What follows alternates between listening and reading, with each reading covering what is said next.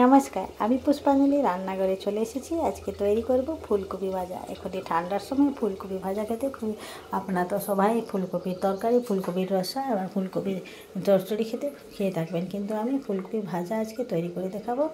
আর এই ভাজাটা কী করে তৈরি করছি আপনারা অবশ্যই প্রথম থেকে লাস্ট হতে খুবই অল্প সময়ের মধ্যে আমি রান্নাটা করে নেব। একটু অবশ্যই ধৈর্য ধরে স্কিপ না করেই অবশ্যই দেখবেন, তাহলে কিছু স্কিপ করে দিলে কিন্তু অনেক কিছু মিস করে যাবে।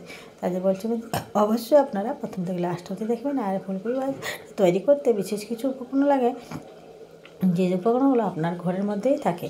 চলুন দেখি আমি ভাজাটা তৈরি। এই ভাজাটাও, ফুলকপি ভাজাটাও যদি ভাতের পাতে যদি একটু ভাজা ভোজা না থাকলে ভালো লাগে না।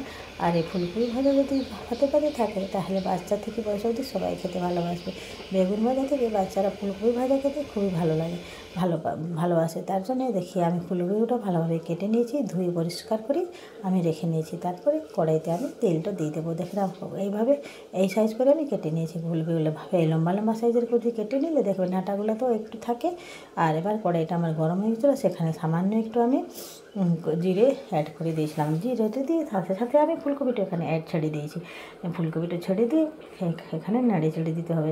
তারপরে নাড়তে নাড়তে দেখবেন তেলটা যদি সব গায়ে গায়ে ভেদ করে যাবে, তখন এখানে সামান্য একটু লবণ আর হলুদ অ্যাড করে দেবেন। লবণ হলুদ অ্যাড করে কিছু সময়ের জন্য এখানে ঢাকা চাপা দিয়ে রেখে দিতে হবে। দেখেন লবণটা আমি এবার অ্যাড করে দেবো। ভাজাটা তেলটা গায়ে গায়ে সব ফুলকপি ভেদ করে গেছে। এবার সামান্য একটু লবণটা আমি অ্যাড করে দিলাম। লবণটা অ্যাড করে দিয়ে তারপরে আমি এখানে হলুদটা দিয়ে দেবো।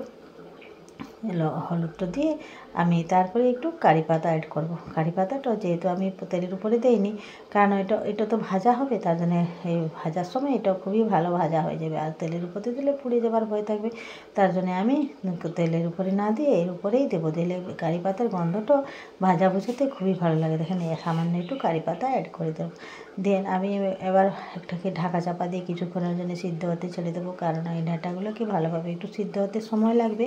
আমি সিদ্ধ হতে ছেড়ে দিই। তারপরে কিছু সময় মধ্যে সিদ্ধ হওয়ার হয়ে গেছে। দেখেন আমার অর্ধেকটা, দেখেন আমি একটু ঢাকাটা খুলে দেখছি এটা সিদ্ধটা হয়ে গেছে। যেহেতু লবণ হলুদ তো দিয়ে দিয়েছিলাম, তার জন্য সিদ্ধটা হতেও বেশি সময় লাগলো না। আমি এবারে লবণ হলুদ দিয়ে যেহেতু ঢাকা নিয়ে নিয়েছি, সিদ্ধ হওয়ার সময় জলটাও দেখেন আস্তে আস্তে খোলা এবার ঢাকাটা খুলে আমি কিছু সময় জন্য নাড়তে নাড়তে জলটাও সামান্য মরে গেল। এবার আমি এখানে একের পর এক মশলাগুলো অ্যাড করে দেবো। যেহেতু আমি যে মশলাগুলো দেবো সব ঘরে ভাজা গুঁড়ো মশলা, তার জন্য আমি ভাজার সময় আগে থেকে তেলের উপরে দেইনি, এখনই আমি অ্যাড করবো। এখানে দিয়েছি সামান্য একটু জিরে গুঁড়ো, যে জিরে গুঁড়োগুলি ঘরে তৈরি করা, ভেজে গুঁড়ো করা, তার জন্য আমি তেলের উপরে দিলাম না। আর এবার আমি দিয়ে দেবো একটু ধনিয়া গুঁড়ো দিয়ে তারপরে একটু লাল লঙ্কা গুঁড়ো দিয়ে দেবো। লাল লঙ্কা গুঁড়োটা দিয়ে এবার নেড়ে চেড়ে দিতে হবে। সামান্য একটু নেড়ে চেড়ে দিয়ে দেখেন ভাজাটা সম্পূর্ণভাবে গায়ে গায়ে মশলাগুলো ভেদ করে যাবে। তখন এটাকে নাড়তে নাড়তে দেখবেন এখান থেকে তেল ছাড়তে লাগবে। আর জল তো নেই, এখনই সামান্য একটু তেল ভাব চলে আসবে দেখুন ভাজার সময়। আর এখানে সামান্য একটু চিনি অ্যাড করবেন অবশ্যই। আমি এখনও চিনি অ্যাড করলাম। আপনারা চাইলে অবশ্যই একটু চিনি অ্যাড করবেন। যদি আপনার চিনি খেতে সবাই পছন্দ করে না, তাহলে আপনারা চিনিটা স্কিপ করে দিতে পারেন, কিন্তু চিনিটা দিলে একটু ভাজার খুব মুচমুচে হয়। আর এই তেলের উপরে আর যখন ভাজবে কড়াইতে আর চিটি থাকবে না, এটা গায়ে গায়ে লেগে যাবে। যদি আপনারা চিনিটা খেতে না চান তাহলে স্কিপ করে দিতে পারেন, সেটা কোনো ব্যাপার না। এটা অপশনাল, কোনো কম্পালসরি নেই যে আপনাদেরকে এখানে দিতেই হবে। দেখেন আমার ভাজাটা সম্পূর্ণ মুচমুচে হয়ে গেছে। এইভাবে ভাজাটা আমি তৈরি করে নিলাম। আপনাদেরকে বলছি বন্ধুরা, আমার রেসিপিটা আপনাদেরকে কেমন লাগলো অবশ্যই জানাবে, একটা কমেন্ট করে জানাবে যে আমার রেসিপিটা কেমন লেগেছে। আর যদি ভালো লেগে থাকে একটা লাইক, কমেন্ট, শেয়ার করবেন। শেয়ার করতে যেন ভুলবেন না আপনারা। আর যদি নতুন বন্ধু হয়ে থাকেন তাহলে বেল আইকনটা দেবেন, তাহলে আবার নতুন রেসিপি আপনাদের কাছে পৌঁছে যাবে।